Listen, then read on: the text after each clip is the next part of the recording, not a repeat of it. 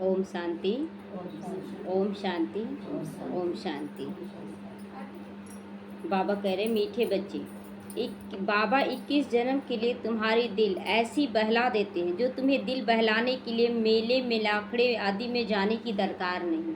कहीं जाने का मन कर रहा है?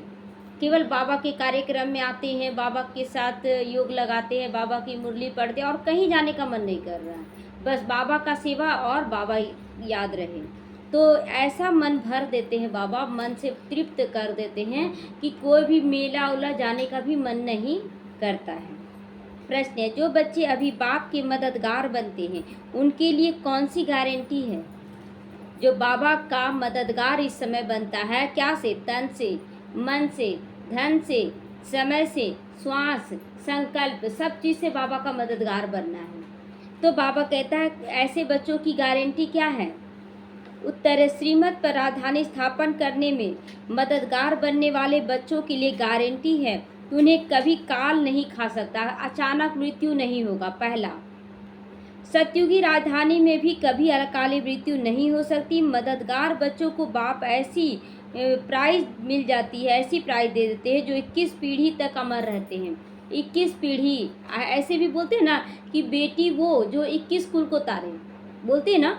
तो बेटी मतलब प्रकृति, ये शरीर ऐसा प्रकृति है, इस समय ऐसा हमारा जन्म है, इस किस कुल के लिए हम एकदम तर जाती हैं और खुद तो तरते ही हैं, लेकिन अनेक आत्माओं को तरने का रास्ता बताते हैं। तो विशेष हो गए, तो इसीलिए ऐसी प्राइज मिल जाती जो 21 जन्म तक कोई काल नहीं खा सकता। मतलब कोई भी काल, दुख, अशांति, बीमारियों का भी होता है, मृत्यु का भी होता है। तो बाबा कहता है कि 21 पीढ़ी तक तुम अमर बन जाते हो। ओम शांति। बने बनाए सृष्टि चक्र अनुसार, कल्प पहले मुआफिक शिव भगवानुवाच। बने बनाए सृष्टि चक्र के अनुसार, ये बार बार शिव भगवानुवाच बोलते हैं, भगवान कहते हैं। अब अपना परिचय तो बच्चों को मिल गया है कि हम कौन हैं, हम शरीर हैं कि आत्मा हैं। और आत्मा है तो कौन सी आत्मा है? जो भगवान द्वारा चुने गए हैं। भगवान की दृष्टि हमारे ऊपर पड़ी है, जिसके लिए गायन है, कोटों में कोई, करोड़ों आत्माओं में कोई विशेष हम आत्माएं हैं। तो बाप का भी परिचय मिल गया, बाप कौन है। अब 10 जगह भटकेंगे, ये भी माता पिता, तुम भी माता पिता, वो भी माता पिता, भटकते थे ना। लेकिन अभी एक शिव बाबा और ब्रह्मा माँ, शिव और पार्वती की जोड़ी। तो बेहद के बाप को जान लिया और बेहद की सृष्टि के आदि मध्य अंत को भी जान लिया। बेहद की सृष्टि क्या है? सतयुग, त्रेता, द्वापर, कलयुग और संगम युग, सब कुछ हम लोग जान गए। नंबरवार पुरुषार्थ अनुसार, कोई अच्छी तरह से जानते हैं जो दूसरों को भी समझा सकते हैं। कोई बहुत अच्छे से समझ जाते हैं कि वो दूसरों को भी समझा देते हैं, और कोई खुद भी नहीं समझते हैं तो दूसरों को क्या समझाएंगे। तो कोई अधूरा, कोई कम समझते हैं। जैसे लड़ाई में कोई कमांडर चीफ होता है, तो कोई कैप्टन होता है, तो कोई क्या बनता है ना, पद होता है ना सबका। तो बाबा कहता है रजाई की माला में भी कोई साहूकार प्रजा, कोई गरीब प्रजा, नंबरवार बनता है। देखिए बाबा कहता है रजाई की माला में कोई साहूकार प्रजा और कोई प्रजा का भी दास दासी गरीब प्रजा बनता है। तो हम लोगों का लक्ष्य ना कोई भी प्रजा बनने का नहीं होना चाहिए। कोई भी प्रजा, चाहे साहूकार ही प्रजा क्यों ना हो, क्या बनने का लक्ष्य है? भक्ति मार्ग में भी दिखाते हैं ना लक्ष्य, नर ऐसी करनी करे नारायण बने और नारी ऐसी करनी करे लक्ष्मी बन जाए। इस जन्म में थोड़ा तपना भी पड़े, लेकिन अपने ऊपर एक विश्वास रखना चाहिए कि हम अच्छा कर्म कर रहे हैं तो मेरे साथ सब अच्छा होगा। ये अपने अंदर दृढ़ता ले आए। तो बच्चे जानते हैं बरोबर हम खुद श्रीमत पर, सृष्टि पर श्रेष्ठ राजधानी स्थापन कर रहे हैं। जितना जितना जो मेहनत करते उतना उतना बाप से प्राइज मिलता रहेगा। मेहनत करना, यही तो मेहनत करने में बहुत होता है, कष्ट होता है लोगों को कि सहन करना पड़ता है, चोट सहना पड़ता है, धोखा सहना पड़ता है। फिर भी बाबा कहता है तुमको अच्छा करना है, तुमको समर्पण करना है। तो आजकल शांति के लिए राय देने वालों को भी प्राइज मिलती है ना, राय देते हैं शांति के लिए कि ऐसा यज्ञ रचो, ऐसा पूजा पाठ करो, ऐसा ये करो, बहुत तरह का बोलते हैं, सम्मेलन करो। तो बच्चों को भी प्राइज मिलती है। हम लोगों को प्राइज देहधारियों से नहीं मिलता है, हम लोगों को प्राइज स्वयं भगवान देते हैं, और वो भी छोटा मोटा प्राइज नहीं देते हैं। 21 जन्म सदा सुखी होने का वरदान देते, भरपूर होने का वरदान। वैसा सुखी कोई नहीं हो सकता है, तो वह उनको नहीं मिल सकता, बाहर वालों को नहीं मिलता, या जो शांति करते हैं उनको भी नहीं मिलता है। उनको हर चीज़ अल्पकाल के लिए मिलती है, और तुम बाप के श्रीमत पर अपनी राजधानी स्थापन करते हो, तुम्हें सदा काल के लिए मिल जाता है, हमेशा के लिए हम सुखी संपन्न हो जाते हैं। सो भी 21 जन्म तो बिल्कुल भरपूर रहते, 21 जन्म कोई छीन नहीं सकता हमारी राजधानी। इसीलिए गाई जाती 21 पीढ़ी के लिए गारंटी है, बाबा की गारंटी 21 पीढ़ी तो कोई नहीं ले सकता है। वहाँ बचपन जवानी में काल नहीं खाता। यहाँ तो देखिए बच्चा जन्म लिया मर गया, युवा हुआ मर गया, बीमारी हो गया, लेकिन वहाँ पर ना कोई मरेगा समय से पहले, ना ही कोई बीमार होता वहाँ, ना ही कोई बूढ़ा होता है। देवी देवताओं को कभी बूढ़ा दिखाते हैं? कभी नहीं। किसको किसको बूढ़ा दिखाते हैं? एक है ब्रह्मा बाबा को बूढ़ा दिखाते हैं, और किसी को विश्वकर्मा को भी दिखाते हैं। तो विश्वकर्मा तो वही शिव बाबा ही है जो ब्रह्मा तन में आकर काम करता है। नाम अलग है कि पूरे विश्व को बदलता है, इसलिए विश्वकर्मा है। तो बूढ़ा और किसी को नहीं दिखाते हैं, बस इन्हीं लोगों को दिखाते हैं। तो क्योंकि वहाँ देवी देवता कभी बूढ़े होते ही नहीं, वहाँ पर उम्र हो जाता है 150 वर्ष, लेकिन बुढ़ापा नहीं आता है। तो यह भी जानते हो, न मन न चित्त था, हम ऐसे स्थान पर आकर बैठे हैं जहाँ तुम्हारा यादगार भी खड़ा है। बाबा कहता है कि वहाँ हमारा क्या था, इस समय हम किस हालत में आए, न तन सही था न मन सही था, लेकिन आज बाबा ऐसे स्थान पर पहुँचा दिया जहाँ पर हमारा यादगार। जैसे माउंट आबू में गए तो वहाँ यादगार क्या है? दिलवाड़ा मंदिर। दिलवाड़ा मंदिर यादगार है, जहाँ 5000 वर्ष पहले भी सर्विस की थी। दिलवाड़ा मंदिर, अचल घर, गुरु शिखर सब वहीं पर है। तो देखिए सब हमारा ही निशानी है। दिलवाड़ा मंदिर, दिल दिया गया, दिल लिया गया, बाप को दिल दिए और बाप का दिल ले लिए, तो दिलवाड़ा मंदिर बना। फिर बना अचल घर, अचल अडोल रहे। कितना माया हिलाने की कोशिश करती है, माया बहुत तरह से पछाड़ेगी। वो तन का रोग आएगा, मन में अशांति होगा, धन का कमी होगा, और संबंधों में लड़ाई झगड़ा होने लगेगा, समाज में सब आपकी निंदा करने लगेंगे। तो ये 5 तरह का बीमारी धावा बोलता हमारे ऊपर, लेकिन हम अचल अडोल रहे हैं, कोई हिला ना सके। गुरु शिखर, गुरु क्या कर रहे हैं? हमें बहुत शिखर पर ले जा रहे हैं, सबसे ऊंचाई पर ले जा रहे हैं। तो सतगुरु भी ऊंचे से ऊंचा तुमको मिला, जिसका यादगार बनाया हुआ है गुरु शिखर। अचल घर का भी राज तुम समझ गए हो। वह हुई घर की महिमा, वह हुई घर की महिमा। तुम ऊंचे से ऊंचा पद पाते हो अपने पुरुषार्थ से। यहाँ पर बाबा तो चुन लिया, लेकिन हम जितना मेहनत करेंगे फिर उतना ऊंचा स्थान प्राप्त करेंगे। तो यह है वंडरफुल तुम्हारा जड़ यादगार। जो ये तीनों मंदिर बना है, ये हमारा जड़ यादगार है, लेकिन बड़ा वंडरफुल है। नाम भी कितना सुंदर, दिलवाड़ा, अचल घर, गुरु शिखर, नाम भी ऐसा ही दिया गया ना।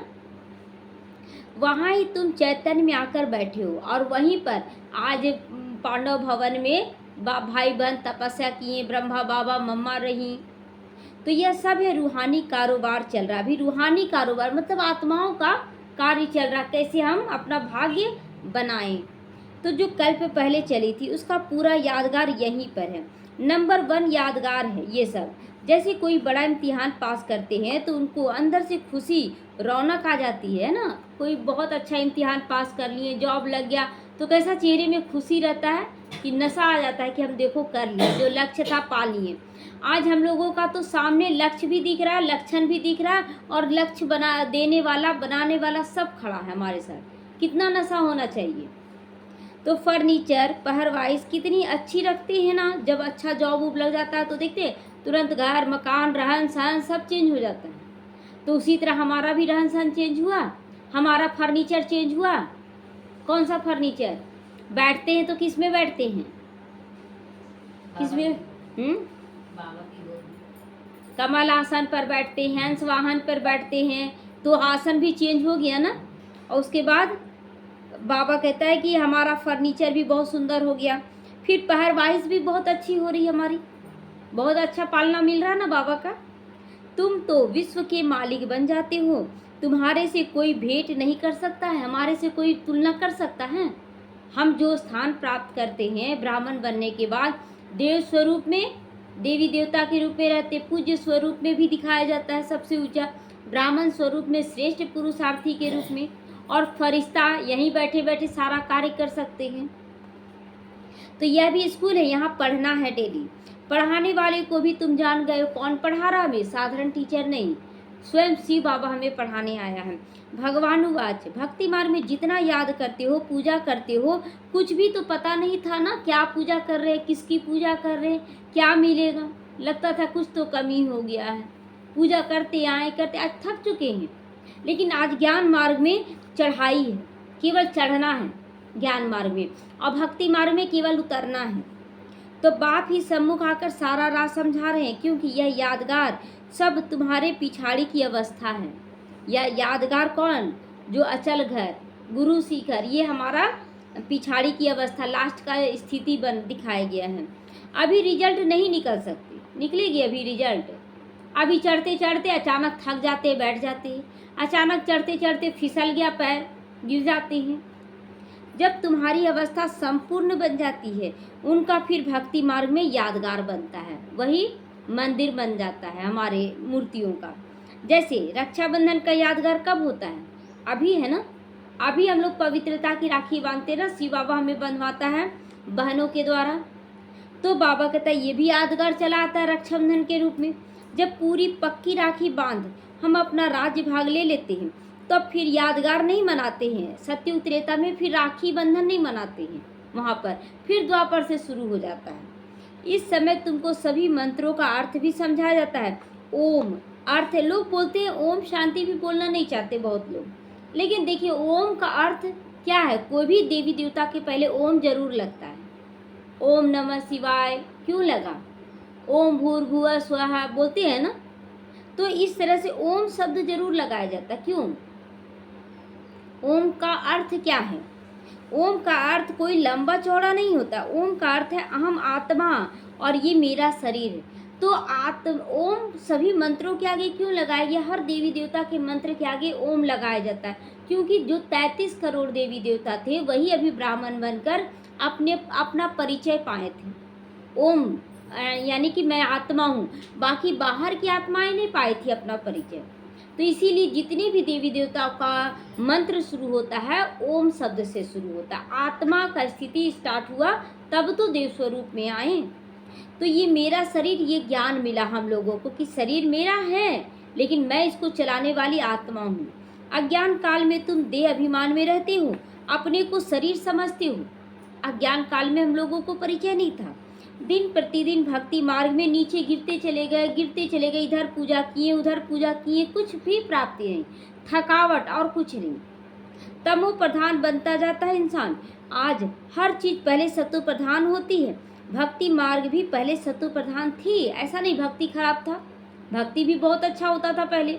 आज भी बहुत तो श्रद्धा से करते हैं, लेकिन अंश मात्र श्रद्धा रह गया है, दिखावा ज़्यादा हो गया है। आज देखिए कहीं भी मेला लगता है तो लोग गुप्त दान ना देकर अनाउंसमेंट क्यों करवाते हैं, मेरा नाम मान हो कि देखो हम इतना दिए, हम भी इतना दिए।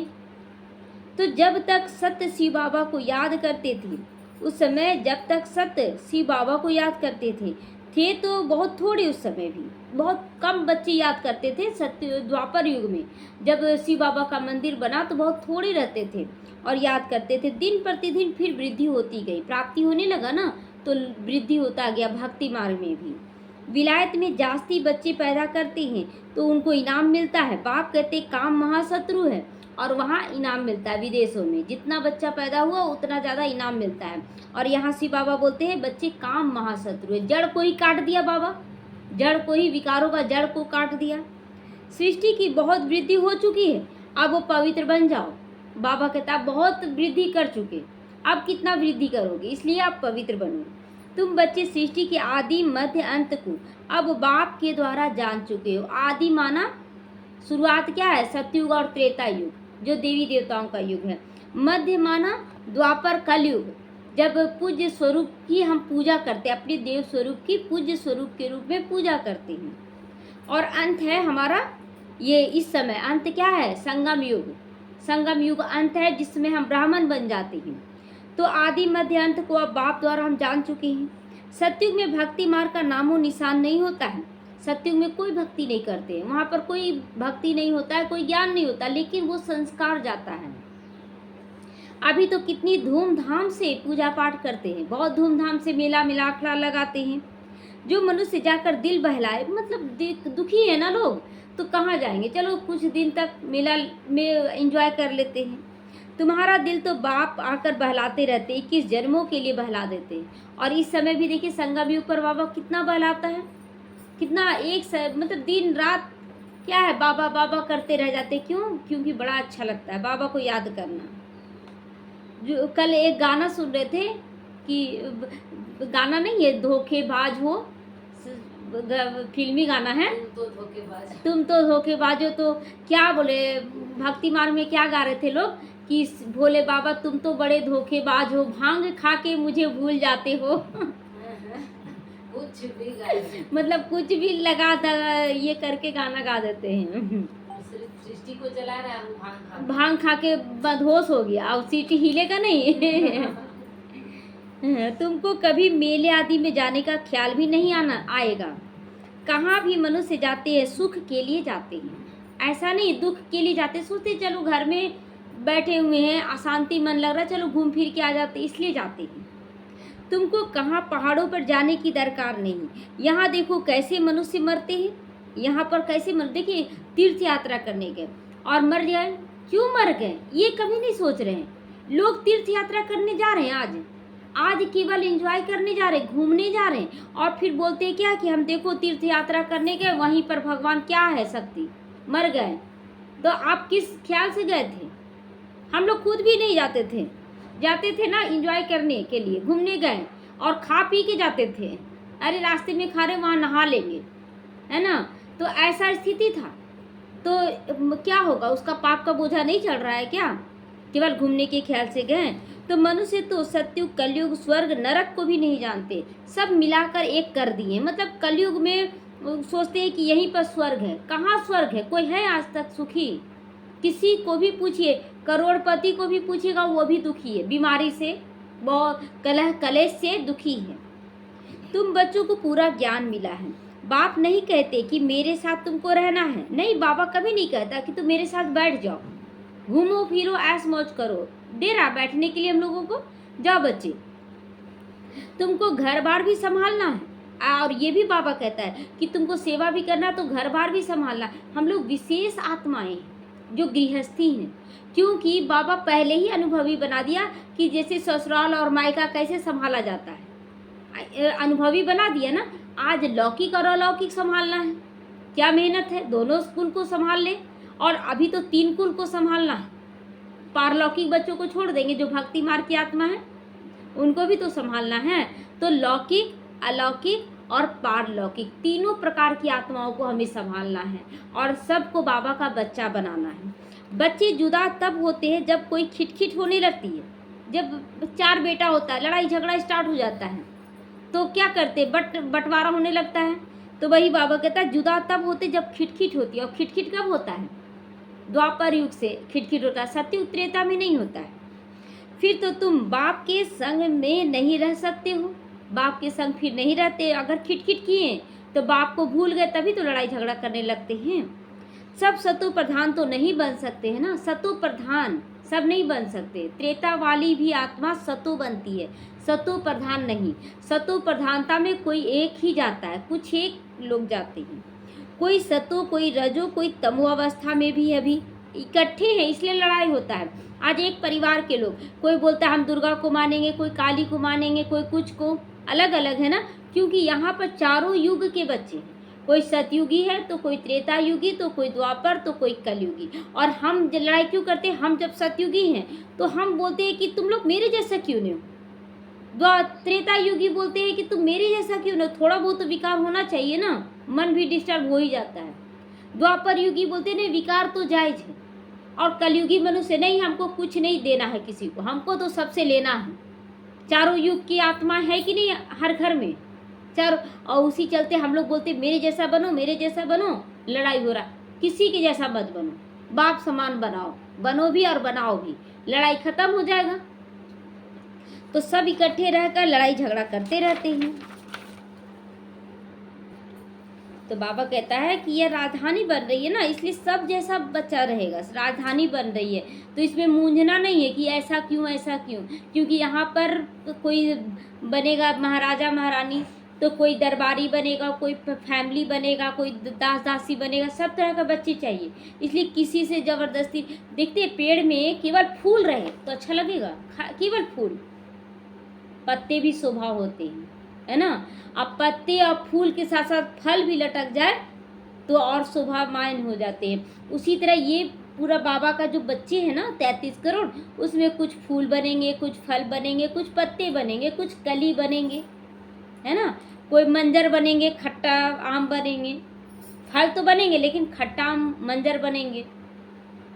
तो जो जितना जितना बाप को याद करेंगे उस अनुसार राजधानी में पद पाएंगे। इसीलिए अगर ज़्यादा दुख परेशानी आ रहा है, समझ ले बाबा आपको बहुत सुंदर मूर्ति बना रहा है, तराश रहा है। जैसे मूर्ति बनाया जाता है ना, तो पत्थर एक्स्ट्रा पत्थर को ठोक ठोक के निकाला जाता है ना, तो बहुत सुंदर मूर्ति बन रहे हैं। इसलिए कभी भी डिस्टर्ब नहीं हो। अगर बाबा चोट दे रहा है, छेनी हथौड़ी का मार दे रहा है, तो एकदम डिस्टर्ब ना होने दो, जो हो रहा होने दे, बस हम चलते चले जाएं। तो मुख्य बात है बाप को याद करने की। बाप स्वयं बैठे ड्रिल करवाते हैं। क्या ड्रिल करवाते हैं? 5 स्वरूपों का अभ्यास करवाते हैं, 4 धाम की यात्रा करवाते हैं बाबा। यह है डेड साइलेंस की अवस्था। बाबा कहते हैं यहाँ डेड साइलेंस, मतलब कोई संकल्प विकल्प ही ना आए, ऐसी स्थिति तक पहुँचना है।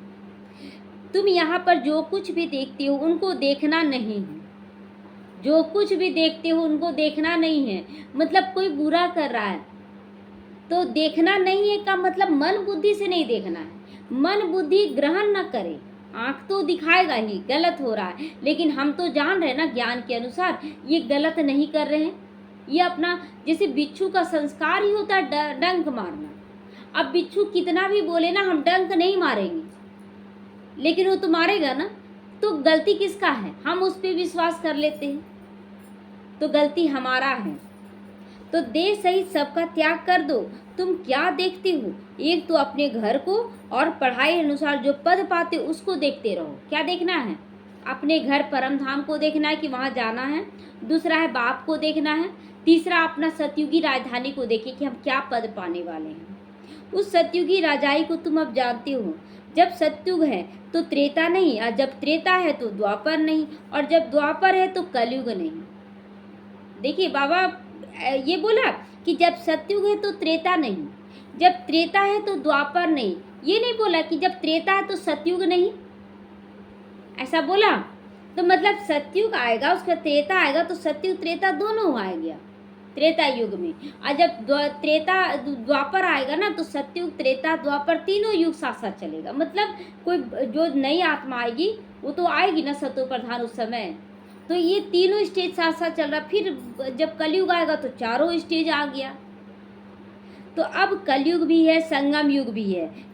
कलयुग में केवल लोग कलयुग ही जी रहे हैं, लेकिन संगम युग पर हम चारों युगों को महसूस कर रहे हैं। करवा रहा ना बाबा महसूस। तो भले तुम बैठे हो पुरानी दुनिया में ही, परंतु बुद्धि से समझते हो ना कि हम संगम युगी हैं। चारों युगों में बाबा कैसे ले जाता है? बच्चे देव स्वरूप में पहुंच जाओ तो कहाँ पहुंच जाते? सतयुग त्रेता युग।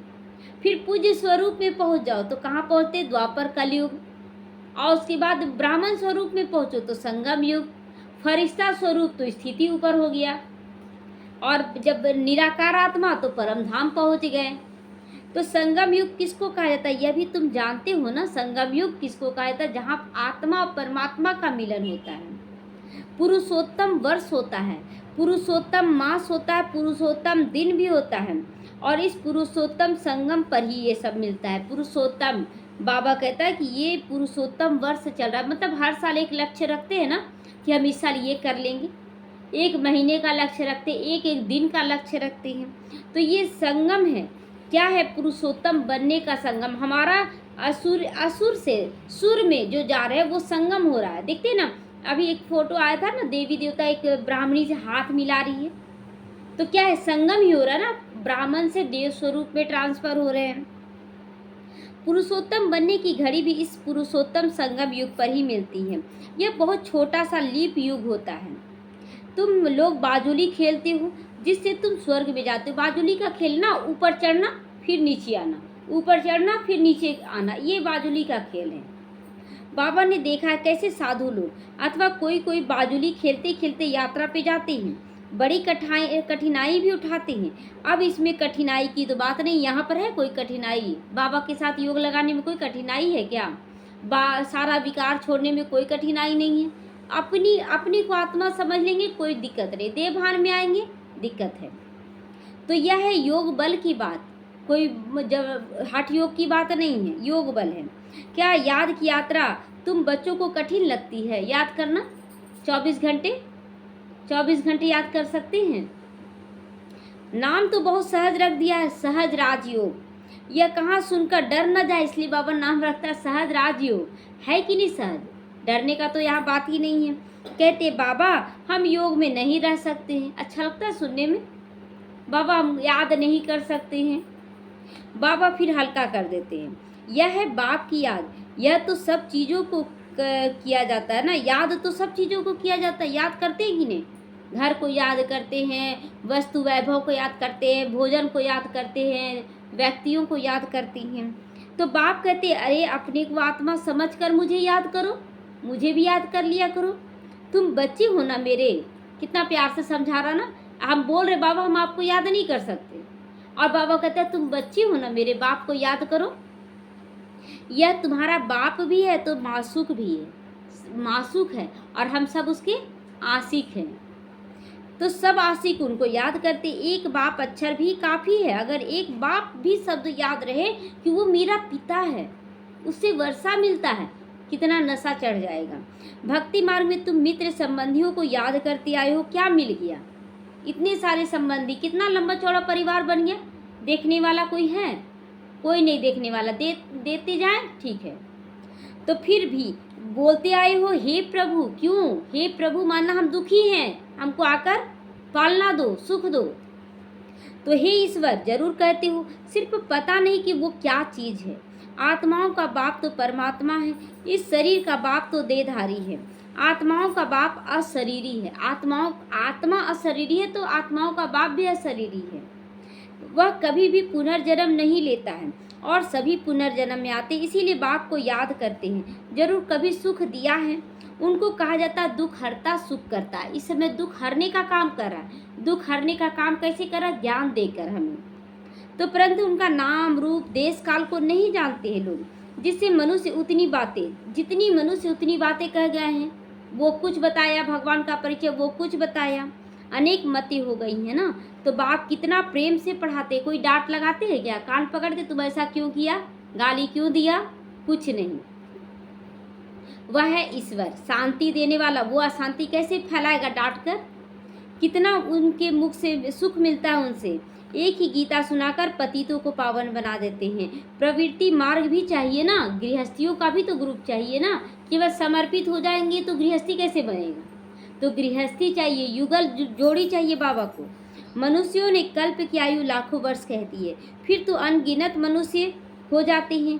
कितनी भूल की है ना, इतना लाखों वर्ष, अभी इतना हो गया है, अभी इतना वर्ष बोलते और पड़ा हुआ है 40,000 वर्ष। कितना लोग वृद्धि को पाएंगे, लेकिन वास्तव में वृद्धि को पाएंगे ही नहीं, क्योंकि फिक्स से आत्मा है भी। यह नॉलेज तुमको अभी मिलती है, फिर प्रायः लोप हो जाएगा। चित्र तो है, उनकी पूजा भी होती है, परंतु अपने को देवता धर्म का समझते नहीं। इसीलिए क्या कह देते हैं? हिंदू कह देते हैं अपने आप को। देवता धर्म क्यों नहीं? क्योंकि देवताई संस्कार नहीं है। तो शर्म नहीं लगेगा कि हम कहाँ देवी देवता, कहाँ हम कंपेयर कैसे कर लें? जो जिनकी पूजा करते हैं वह उस धर्म के हैं ना अभी भी। जैसे कोई क्राइस्ट का पूजा किया तो क्रिश्चियन हैं, लेकिन हम देवी देवताओं की पूजा करके भी देवी देवता नहीं हैं। तो यह समझ नहीं सकते कि हम आदि सनातन देवी देवता धर्म के हैं, उनकी ही वंशावली हैं हम। यह बाप समझाते। बाप कहते हैं तुम पावन थे, फिर तमो प्रधान बन पड़े हो, अब पावन सतो प्रधान बनना है। क्या गंगा स्नान से बन जाओगे पवित्र? जाके डुबकी लगा के देख ले, कुछ भी शुद्ध नहीं होता। शरीर का तो रोग ठीक ही नहीं होगा, तो मन का रोग कहाँ से ठीक हो जाएगा? पतित पावन तो बाप है, वह जब आकर रास्ता बतावे तब पावन बने। बाबा आकर क्या करता है? रास्ता बताता ना, ज्ञान देकर, बच्चे ऐसा कर्म करो, ऐसा कर्म करो। पुकारते रहते परंतु जानते तो कुछ भी नहीं। आत्मा पुकारती है ऑर्गन्स द्वारा, हे पतित पावन बाबा आकर हमको पावन बनाओ। पावन बनाने के लिए यहाँ शुद्ध पवित्र बना रहा ना, सुनते सुनते सुनते, जैसे पानी से धोते जाए तो साफ होता है ना कीचड़ा, उसी तरह बाबा ज्ञान से धो रहा है हमें, और रोज धोते धोते धोते साफ हो रहा है कि नहीं। आज किसी के प्रति बुराई करने का मन नहीं करता है, सुनने का भी मन नहीं करता है। तो सब पतित है, काम चिता पर जलते रहते हैं लोग। यह खेल ही ऐसा बना हुआ है। फिर बाप आकर सबको पावन बना देते हैं। यह बाप संगम पर समझाते हैं। इस समय संगम होता है, परमात्मा कलयुग का सतयुग से संगम होता है, और परमात्मा का आत्माओं से संगम होता है। सतयुग में होता है एक धर्म, बाकी सब वापस चले जाते। तुम ड्रामा को समझ गए हो, जो कोई और नहीं जानते। इस रचना के आदि मध्य अंत का क्या है, ड्यूरेशन क्या है, कितनी आयु है। सतयुग, त्रेता, द्वापर, कलयुग का आयु कितना, कोई जान रहा था इतना समय से? तुम यह जानते हो, वह सब शूद्र है, तुम ब्राह्मण बने हो। ब्राह्मण जीवन में हम लोग सब कुछ जान गए हैं। तुम भी जानते हो नंबरवार पुरुषार्थ अनुसार, लेकिन सब एक बराबर जान गए हैं। नशा रखें कि हमें क्या बनाया जा रहा है, हमें क्या बनाया जा रहा है। देवी देवता कितना ध्यान से, कौन पढ़ा रहा है, भगवान पढ़ा रहा है। कितना ध्यान से हमें सुनना चाहिए। कोई गफलत करते, कोई सो जाते हैं, तो अपना रजिस्टर दिखाई पड़ता है, दिखाई पड़ता है ना रजिस्टर, हम कैसा ध्यान से सुन रहे हैं कि नहीं। नींद आने लगता है, पढ़ाई कम की है इसीलिए ध्यान नहीं जा रहा है। कैरेक्टर का रजिस्टर होता है ना, यहाँ भी रजिस्टर होना चाहिए। यह है याद की यात्रा, जिसका कोई को पता नहीं। सबसे मुख्य सब्जेक्ट याद की यात्रा। हम याद क्या करें कि हमें भगवान पढ़ा रहा, क्या क्या हमें धारण करना, सारा कुछ बता रहा है बाबा। अपने को आत्मा समझ कर यहाँ बैठो, बाप को याद करो तो नींद नहीं आएगी। आत्मा मुख से कहती है हम एक शरीर छोड़ दूसरा लेते हैं। यह सब बातें यह ब्रह्मा नहीं समझाते हैं, याद रखो। ये देहधारी कोई भी नहीं समझा रहा, ये शिव बाबा समझाते। परंतु ज्ञान का सागर परम पिता परमात्मा इस रथ में बैठकर सुनाते हैं। इसलिए हमेशा शिव बाबा का टेंशन रखना चाहिए कि बाबा आ रहा पढ़ाने। कहा जाता है गुरुमुख, गुरुमुख, तो मुख किसका आधार लिए, ब्रह्मा का लिए, लेकिन बोल कौन रहा, गुरु बोल रहे हैं, सतगुरु। मंदिर भी यहाँ बना हुआ है जहाँ तुम बैठे हो, यानी पांडव भवन में बना हुआ गुरु शिखर। तुम जैसे तुम्हारी सीढ़ी है वैसे तुम्हारी सीढ़ी है, जैसे तुम्हारी सीढ़ी है वैसे वहाँ भी सीढ़ी है। तुमको चढ़ने में थकावट नहीं होती है, लेकिन ये स्थूल सीढ़ी चढ़ने में थकावट होता है, लेकिन हम लोग जो सीढ़ी चढ़ रहे हैं उसमें थकावट नहीं है। उसमें जैसे जैसे चढ़ेंगे ना और हल्के होते जाएंगे। तुम यहाँ आए हो बाप से पढ़कर रिफ्रेश होने के लिए। वहाँ गोरख धंधा बहुत रहता है ना, बाबा के पास जाते हैं तो गोरख धंधा नहीं रहता है। यहाँ पर तो बहुत काम रहता है करना, शांति से सुन भी नहीं सकोगे, ध्यान लगा रहता है कि काम करना है, यहाँ जाना वहाँ जाना है। संकल्प चलता रहेगा, कोई देख ना ले जल्दी घर जाऊँ। यह भी होता है, जो छुप छुप के आते थे तो डर रहता है ना, कोई देख ना ले जल्दी से हम घर जाएं। कितना चिंता रहता है ना। यहाँ कोई होना नहीं, बाबा के घर में कोई चिंता नहीं, बस निश्चिंत होकर रहना है। जैसे हॉस्टल में रहते हैं ना निश्चिंत बच्चे, वैसे वो हॉस्टल है हमारा। यहाँ ईश्वरीय परिवार है। शांति धाम में भाई भाई रहते हैं, यहाँ है भाई बहन, क्योंकि यहाँ पाठ बजाना है ना, तो भाई बहन चाहिए, भाई भी चाहिए और बहन भी चाहिए। सतयुग में तुम आपस में भाई बहन थे, उनको कहा जाता है अद्वैत राजधानी। वहाँ किसी और का राजधानी नहीं रहेगा, वहाँ केवल लक्ष्मी नारायण का। वहाँ लड़ाई आदि की भी बात नहीं होती है, झगड़ा कुछ भी नहीं होता है। तुम बच्चों को पूरा ज्ञान मिल रहा है कि हम 84 जन्म लेते हैं। जिसने जास्ती भक्ति की उनका हिसाब भी बाबा ने बता दिया। क्या हिसाब बताया बाबा? बाबा कहता जो जितना अच्छा से भक्ति करता है, तुम ही शिव की अव्यभिचारी भक्ति करना शुरू करते हो। अव्यभिचारी मतलब एक की भक्ति, भटकने का दरकार नहीं कि उसको कभी पूजे, इससे नहीं पूरा हो रहा। शिवलिंग में भी क्या होता है कि आज यहाँ इस मंदिर में पूज रहे हैं तो कल उस मंदिर में, क्यों? क्योंकि यहाँ नहीं पूरा हो रहा, वहाँ जाओ ना तो पूरा हो जाएगा। कितना लालच है, कितना लालच हो गया है। फिर वृद्धि होती गई, वह सब भक्ति है। ज्ञान एक ही होता है, एक के को याद करना होता है। तुम ये जानते हो, हमको शिव बाबा पढ़ाती हैं। यह ब्रह्मा कुछ नहीं जानते थे, the great great grand father था, वह इस समय बने हैं, फिर मालिक बनते हैं। मतलब great great grand father Brahma Baba बनते हैं, लेकिन शुरुआत में नहीं बनते, पुरुषार्थ करके बनते हैं। मम्मा शुरू में नहीं बन गई, मम्मा पुरुषार्थ की तब मम्मा बनी। तो तत्व तुम भी बन सकते हो। हम भी बन सकते हैं ना। तो एक तो मालिक नहीं बनेंगे, एक तो मालिक नहीं बनेंगे ना, अब एक ही लक्ष्मी नारायण तो नहीं बनेगा, तो सब रहेंगे। तुम भी पुरुषार्थ करते रहो, यह बेहद का स्कूल है, इसकी ब्रांचेज ढेर होगी, गली गली में घर घर में हो जाएगी। ब्रांचेज निकल गया ना, कितना टाल टाली निकल गया। ये मेरा सिजड़ा है, ये मेरा सेंटर है, ये सिजड़ा ही तो है। कहते हमने अपने घर में चित्र रखे हैं, मित्र संबंधी आदि आते हैं तो उनको समझाते हैं, जो इस झाड़ के पत्ते होंगे वो आ जाएंगे। पत्ते भी तो आना चाहिए ना, चलो कम से कम ज्ञान तो सुनो। उन्हों के कल्याण के लिए तुम करते हो, क्या करते हैं, ज्ञान सुनाते हैं, पोस्टर रखते हैं बाबा का, हर तरह का 7 दिन का पोस्टर रखते हैं। चित्रों पे समझाना सहज हो जाता है ना, इसलिए घर पर चित्र जरूर रख रहा है। शास्त्र तो ढेर पढ़े हुए आते हैं, अब सब भूल जाना है। पूरा शास्त्र पढ़ते पढ़ते क्या हुआ, फिर भी हमारा जिंदगी नहीं सुधरा, इसीलिए अब भूल जाने के लिए बाबा कहता है बाप है पढ़ाने वाला, वही सच्चा ज्ञान सुना रहे हैं, इसलिए वही पढ़ना अच्छा। मीठे मीठे सीखी लदे बच्चों प्रति माता पिता बाप दादा का याद प्यार और गुड मॉर्निंग। रूहानी बाप की रूहानी बच्चों को नमस्ते। हम रूहानी बच्चों की रूहानी माता पिता बाप दादा को याद प्यार, गुड मॉर्निंग और नमस्ते नमस्ते, शुक्रिया बाबा शुक्रिया। धारणा के लिए आज मुख्य सारे डेड साइलेंस की ड्रिल करने के लिए यहाँ जो कुछ भी इन आंखों से दिखाई देता उसे नहीं देखना है। दिख रहा है लेकिन नहीं देखना, मैं आत्मा हूँ, बस यही सोच रहा, मैं आत्मा हूँ। देह सहित बुद्धि से सब त्याग कर दो और अपने घर अपने राज्य को याद करते रहो। क्या याद करना, अपने घर परमधाम और राज्य की मैं महाराजा महारानी बनने वाली हूँ, यही याद रखिए। अपने कैरेक्टर का भी रजिस्टर रखना है कि कैसा दिन भर में आप चल रहे हैं, किसी से बात कर रहे हैं तो कैसे बात कर रहे हैं, रजिस्टर अपना चेक करना है। पढ़ाई में कोई गफलत नहीं करनी है। इस पुरुषोत्तम संगम युग पर पुरुषोत्तम बनना भी है तो बनाना भी है, खुद भी बने और दूसरों को बनाए। बहुत ऐसे बच्चे होते ना, हम बने, दूसरे तो प्रजा है, दास दासी है, तो आप जब मरेंगे ना तो वही दास दासी के घर जन्म लेना होगा, आप फिर क्या बन जाएंगे, दास दासी। इसलिए क्या बनाना, बाप समान आप समान बनाना। लक्ष्य हमेशा रखना है कि बाप समान बना दे, मतलब अपने से भी ऊंचा बना दे। वरदान है सदा सभी प्राप्तियों से भरपूर रहने वाले, सदा हर्षित मुख और हर्षित चित्त भव।